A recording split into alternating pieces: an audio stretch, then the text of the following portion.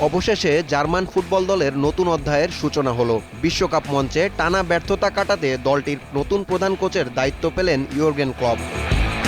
শুক্রবার ফ্রাঙ্কফুর্টে আয়োজিত সংবাদ সম্মেলনে ক্লপের নিয়োগ আনুষ্ঠানিকভাবে ঘোষণা করে জার্মান ফুটবল অ্যাসোসিয়েশন ডিএফবি। ২০৩০ সালের বিশ্বকাপ পর্যন্ত দীর্ঘমেয়াদী চুক্তিতে দায়িত্ব পালন করবেন এই জার্মান কোচ।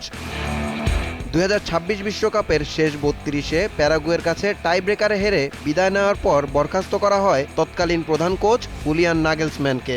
এরপর থেকেই নতুন কোচ নিয়ে চলছিল নানা জল্পনা। ডিএফবির সভাপতি বার্ন নয়েনডর্ফ জানান, পরিচালনা পর্ষদের সর্বসম্মত সিদ্ধান্তে ইয়র্গেন ক্লপকে দায়িত্ব দেওয়া হয়েছে। তার ভাষায়, জার্মান জাতীয় দলের জন্য ক্লপই ছিলেন সবচেয়ে উপযুক্ত পছন্দ। আগামী ১৫ আগস্ট থেকে আনুষ্ঠানিকভাবে দায়িত্ব শুরু করবেন ক্লপ। আর জার্মানির কোচ হিসেবে তার প্রথম পরীক্ষা হবে ইউএফএ নেশনস লিগে নেদারল্যান্ডসের বিপক্ষে ম্যাচ।